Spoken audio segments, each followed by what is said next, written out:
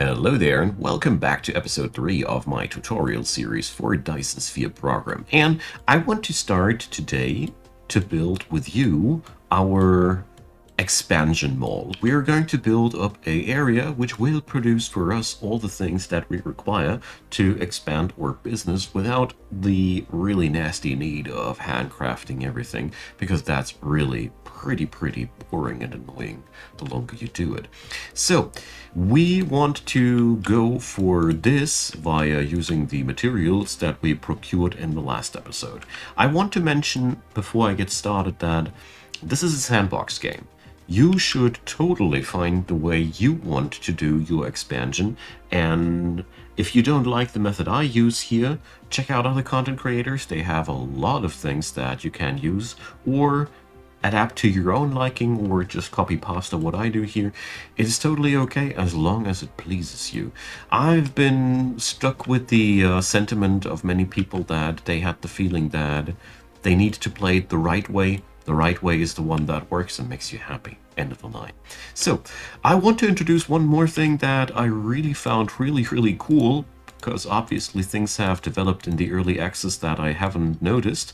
So, some really wise and cool comment has brought up following thing. I'm gonna introduce to you that things are way easier than I thought they would be. You just need to connect it like that, and you get that little bump automatically. Kudos to the devs. This was not possible the last time I tried it.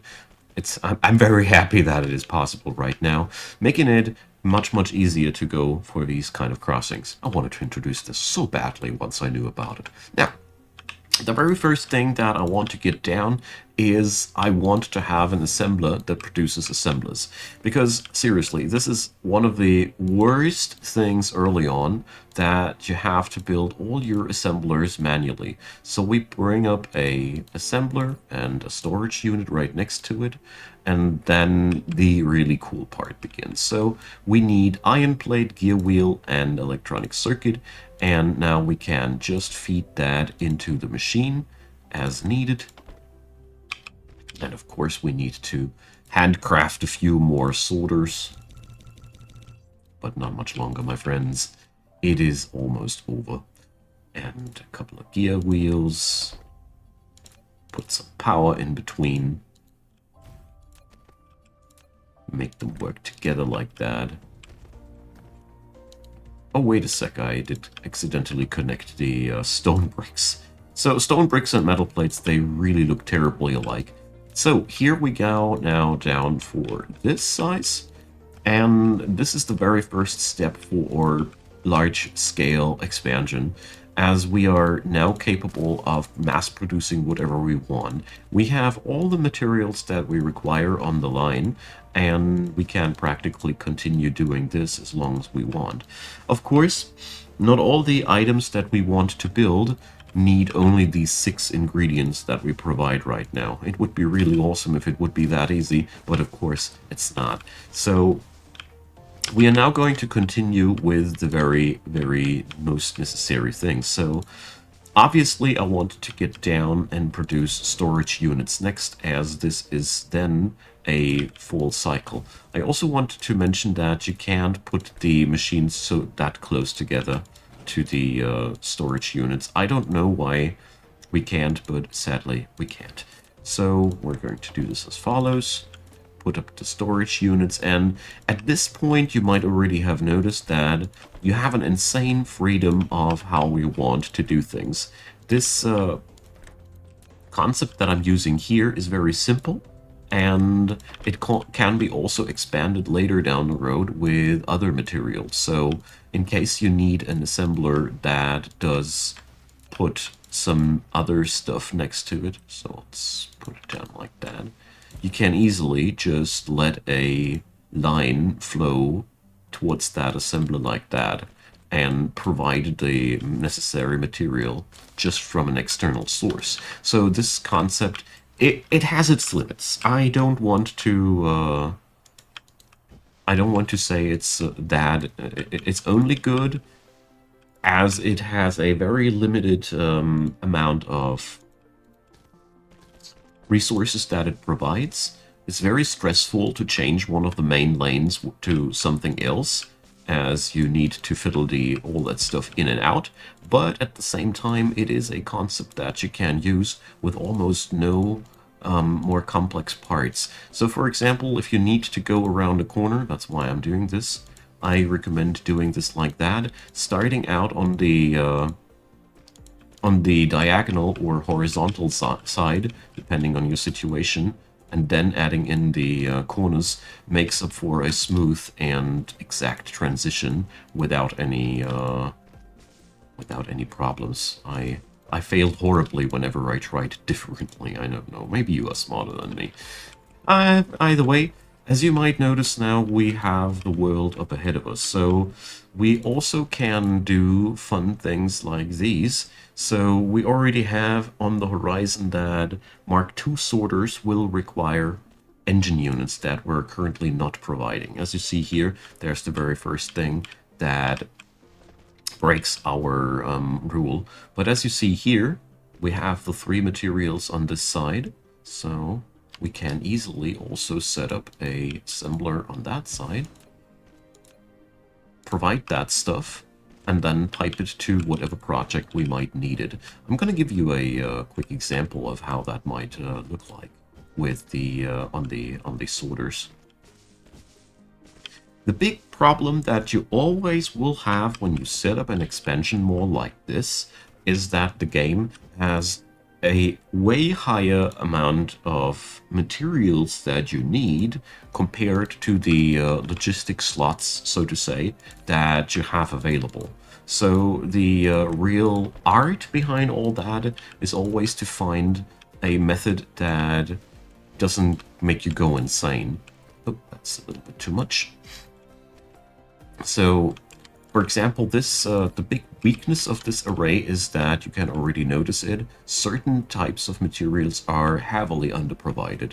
These gear wheels, for example, once we are done with all the machines that I'm setting up, they will be not provided. They will be not provided in a large enough number.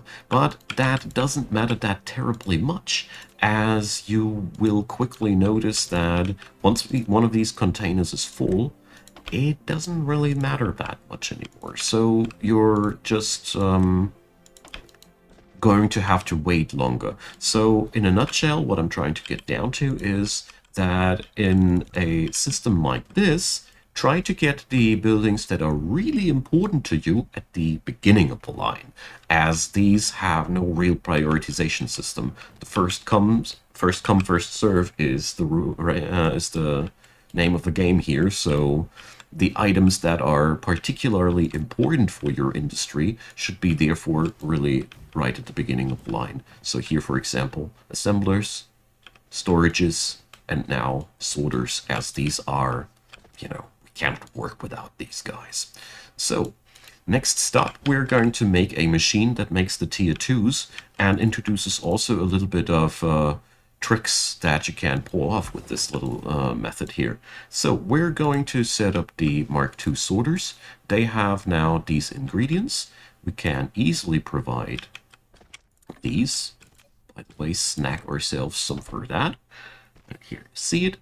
Now the next step that we're going to go towards is we're going to set up a sneaky little conveyor belt from here to there, and set up another storage pile here. And now we extract from this one over there and pick up towards there. So now we only need the machine providing the motors, and then you have a closed circle.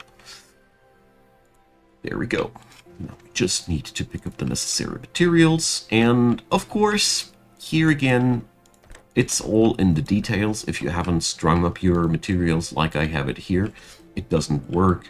But all in all, you just need to produce your electric engine somewhere else. Then, like I said, sandbox game. This is just one solution that you can go for. And I don't think that I'm doing the smartest things ever here. There's people that can compactify machineries like that, which put me into straight up awe. Anyways, this is a good foundation that makes you understand how things work. And as you see here, before all this is over, we will have a stockpile of these and a stockpile of those. So we can now work with tier 1 and tier 2 sorters, which is outright amazing, as this opens up a lot of new options for us. So what's next on the plate? We should totally try to get ourselves the logistics department down again, as I have ripped that out on the other side. I didn't need it anymore, and it's really valuable, in my opinion, to have all these things bundled together at one point, where you can just pick up the goods that you require, and you just get yourself a sort of a base camp where you can pick up materials. With the introduction of the dark fog, the centralization of production is even more sort of a thing, as we now want to protect our stuff, and it really hurts if our production is scattered all over the place, as it makes us easier to be attacked. Now, of course, conveyor belts are a must-have, and we're also going to introduce splitters now. Splitters are, I love them.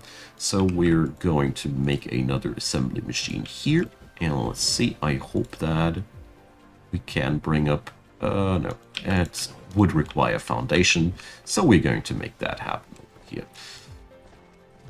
And as you see here, we can spaghetti this down all the way as long as we wanted to. You could also do a snake-like pattern and snake it all across the board.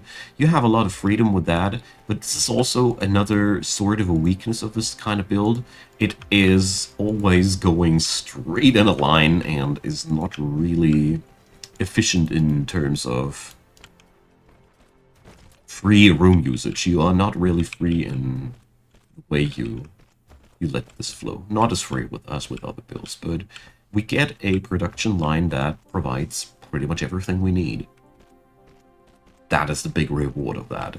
And at the beginning of the game where we are right now, this is extremely valuable, as we will now be capable of expanding from that point easier and easier. And all the other machines that we require, we can easily integrate into this concept, but there's one caveat here. This is a starter base, after all. We will do a bigger and better version of all this. As you see here already, the first wares are thinning out, as we are just using way more material than we are providing. But at the end of the day, this is not that much of a big deal. Like I said, each of these containers will be filled up at some point, so really important that you keep these limiters going everywhere. Otherwise, this won't work. And therefore, it is just a matter of time until you have all those boxes filled. And there we go. Splitters are a very, very important part for our logistics scheme that will allow us to do a lot of super fancy things. I want to introduce to you for starters here, because building that thing is at this point self-explanatory. I want to do something that is less self-explanatory by a little bit of a action like this. So let's say we want to pipe in more metal plates into this thing, as we see that we are not getting along. So we are going to go for something like this. It's just a demonstration, so not three. Three are way too little. So shift left click to pick up a new machine. And yeah. There we go. So now we set up a real quick little smelter setup. And best part about that is we can now... That's another thing that I want to introduce. You go just over here and you shift click there and you press R for rotating it. And, well, sometimes it works, sometimes it doesn't work. Yeah, okay. It's because the alignment is different. Okay. If you had a one that is aligned the same way, it would work. Sadly, it didn't. So, Ignore my rambling as it didn't work. But you can sometimes just grab an element from a different work line and copy it in. That's what what I was trying to get towards to. So, there we go. And now, of course, we could just add in more smelters, more everything here, but with splitters, you can do a fancy thing like that. So, do this, put this out, put in the splitter, and here you have this shape, which is one way to do it. So we could just put this down like that, put this in here, put this in there, connect that on over there, and we have an extra input now for iron plates. Neat, hey? So there's although a bit more fanciness behind that, why I love these so much. If you now press tab, you can change the shape of these. So this is another shape available to us, as is this one. And then we go back to the basic one. This shape here is amazing as it fits on every one of your on every one of your belts, as it is exactly as narrow as one piece of belt, but it does provide a real cool feature that goes something like this. We connect these again together, just like we had it before. So far nothing is different. But now we could just go on over there and hit the up key, and well, it's you need a little bit more room. So here, hit the up key, connect it to that, and now we can just add in the stuff over the top level, which will flow in here now, and just will increase the flow of these. But this goes even better, as we can now start on the top floor and extract from here on into a completely different direction. These slim dudes, they are really, really cool, versatile, and powerful. I really like these. Another little thing that you can do with them, let's see, is you can put storage on top of them, and then you can use the storage to distribute from there. Sometimes that can be really useful. Either way, this is what I wanted to show you here, as this is a very super easy way, for example, to plug in a little bit of extra production into the system. So, for example, like here, we can now easily patch in a couple of extra iron plates this way into the system. It's important to note at this point that there are limits. A Mark I conveyor belt can only transport 6 units per second of something. That means the moment you exceed a production of 6 per second, this conveyor belt is overburdened and is not capable of carrying any more goods anywhere. So that sucks a bit, but it is as it is. So with the help of these splitters, for example, we could now easily set up a gear wheel assembly somewhere else and pipe that output into one of these belts via a splitter. The applications of these things are nigh limitless. You can do so much with these, and it really, really pays off to have these guys down on your production line as fast as you can. All in all, the goods that we got here available are pretty much a must-have. Tesla towers, of course, are as well. You know, you should always have a couple of these on the belt. And at this point, I strongly recommend you to just string up on your expansion factory whatever you want to have. And if you notice that your materials go down a lot, don't worry too much about it. Don't try too hard to make this thing here now efficient and good and perfect and whatever, as we currently don't really have the tools to be really effective and efficient.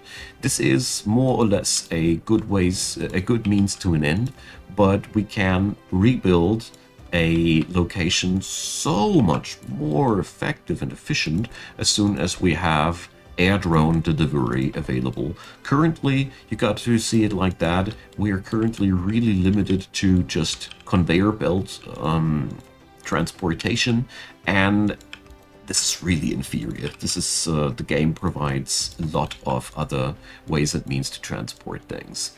So I have also researched steel right now, and the research of steel introduces another nifty little thing that you should really know. After the research of steel, you are able to put your wind turbines into the water. So every space of water where you know you won't be needing the construction spots later down the road, you can now fill in wind turbines, as many as you want. Unlocking steel is therefore a really, really cool thing to do. Of course, we need steel later for so many applications, but at this point, steel unlocks the ability to create energy on dead space. You unlock also the foundation, which allows you to use steel and stone to create solid ground to build on everywhere. But this is pretty cost intensive compared to just unlocking this and using the ocean as your power generation area. I'll leave it up to you how you want to go for it. So at this point, we need the following researches. We need smelting purification. We really should go for thermal power as well, as it is interesting but not that important. And these technologies now. Fluid storage encapsulation allows us to have storage tanks. High efficiency plasma control allows us to produce a couple of glass and energy based raw materials, and it all leads down to plasma extract refining, which is another fancy word for oil processing. We unlock here oil extractors and oil refineries, and the first recipe to do so. And once we have that, we can finally unlock the energy matrices, which are the next color of science that we need. This is the string of technologies that we're going to go towards to.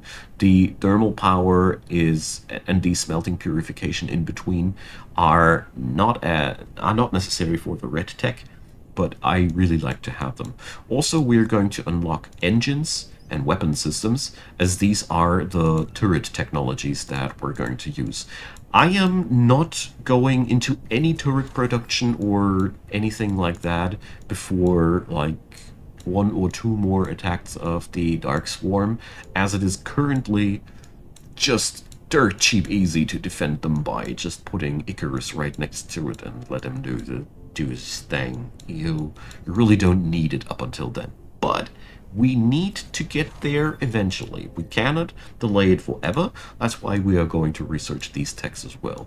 Also, universe exploration should be researched at some point. It ain't important right now, because we are not leaving this planet anytime too soon, but we will use this technology rather sooner than later.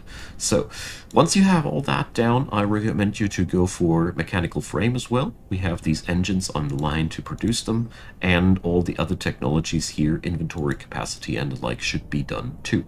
But we do see here that we require steel for that. Let's fix up steel as a quick thing before we leave today's episode. So I think I haven't put up mining machines yet on the belt, and neither did I have arc smelters. Shame on me. So luckily we can grab ourselves the materials and hand produce a couple of these, and we're going to go and head over to this iron patch, as I have already pretty much reserved it in the back of my mind for steel generation. So we're going to go and grab ourselves like this. That's a production of 4 iron ore per second. That's totally enough for starters. Once again, we're still working with a tight budget of energy, so we shouldn't overdo it. So we're going to create ourselves steel real quick. Steel is a material that cannot be produced in your pocket. It's one of the first materials, together with silicon ore, that we are forced to produce in a smelting facility. Now, it is pretty easy though, as the recipe just needs us to put 3 iron plates into a arc smelter every 3 seconds. Luckily for us, a iron ingot is made every second, so we can just string 2 arc smelters together, just something like that, and they have it balanced out without us needing to do any further shenanigans. It can look like this, just simple like that, connected like this. Oh, this is too close. Yeah, of course. Sometimes I mix up things, so you need always to go one spacing away. It depends on the location of your planet, though, so don't you get any wrong thoughts here. Here, by the way, I'm using the Mark II sorters as they are doing their job faster. Pretty sure the distance between these two is planetary curvature. Anyways, so we do this like that. You might already have grown familiar with this concept, and we are just shift left clicking now to copy that. Pick up a couple of inserters on this side. Sorry, sorters. And shift left click to copy, and then just left click again to just paste that, and just like that have we created quickly a nice steel smelting stack. So every one of these guys is producing a 0.33 steel per second. So we have now a production of 1.33 steel per second. You should totally dedicate your own iron patch to the steel production. And as you see here, I'm splitting production up between these patches, and I find it highly commendable to do this. I also think I failed to mention here that I doubled up the production of War Science here, and before I leave, I want to introduce a little thing here. As you see there, we are currently using still these Mark I sorters, and these are not capable to churn in material fast enough for these machines to produce. As you see there, there's a constant lack of iron ingots. We can go over here, and there is an upgrade button. Upgrade facilities. You can also press just U. And then you click there, carefully. And as you see here, we can just upgrade the items with that. Boom. And this will help us to make our machineries more efficient and more effective as we get the most out of our production process. Now, the rest of this, I will fill it up in between the episodes, as I don't think that I need to explain anything else here along the line. As you saw there, we can externally put in any extra materials that we require. We even can go as far as putting in 2 extra lines there of 2 different materials that are not available. This whole thing will get clunky eventually, but it stays expandable and usable for whatever is up on the horizon. To give you a bit of a preview what we are going to work with next episode, we will set up our oil industry. Oil industry requires a lot of goods that we haven't constructed yet. Steel, we have just prepared that, but we will also need plasma exciters, and we are going to need storage tanks that need glass, so we need to introduce a lot of materials that are not on this production line yet. But as you saw there, we can easily insert them into the production line without having too much of a hassle. So I'll be expanding this to my point of satisfaction between the episodes, and in the next episode we are going to start working towards the red science cubes and work our ways through the oil production. I will take this from bottom to top, so we're going to go also through the production of the plasma exciters, so you get the idea. One last thing that I wanted to give you on the way when you are constructing molds like these, which I found insanely helpful, was if you click any of these goods, you can see here right next to them what they are all used for. So you see here, iron gear wheels have a lot of uses, and my favorite example, the magnets seriously only get used for magnetic coils. They have no other usage so far. So you can use this to determine where you need to have this stuff on the line, as all of these things only have a very limited amount of purposes that they'll serve. So I hope you found this helpful. I did really my best to put up a concept that I hope gives you the capability of designing your own starter mall in a way that you like it. I really tried my best to summarize the important things and keep the sandboxiness alive, because I personally despise nothing more than cookie cutter solutions that give you a feeling that there is only one correct way to play the game. That's a very dreary and sad way to look at automation games. So, well, anyways, don't let the perfectionism get close to you. We're going to continue this one, and next episode we are going to look for oil, set up the oil refineries, and hopefully produce some fancy red science cubes. Thanks for being around. Drop me your comments down below. Thanks a lot for all the motivational comments in between. It really means more than you might think to me to hear back from you, and it's really a blast to see that you guys are with me and enjoy the way that this series works for you. All right, what's left? Description box. You can find the playlist link to this series there, so you can just watch the playlist episode after episode, and there's also a link to Discord, so you might hop on in and have a nice chat with me and like-minded gamers. We have a lot of automation gaming fans on the Discord, so you might find yourself a comfy place there. And last but not least, of course, Patreon, PayPal, and Buy Me a Coffee deserve their mention, and I'd be super grateful if you took a look. And a big thanks to all the supporters of the channel. I couldn't do this without you, but I also couldn't do this without you watching these videos, so an extra big thanks to you watching this video up until after the ad roll. Means a lot to me. Thanks for being around. Next episode, Red Science. We'll get you there, and have a good one. Bye bye.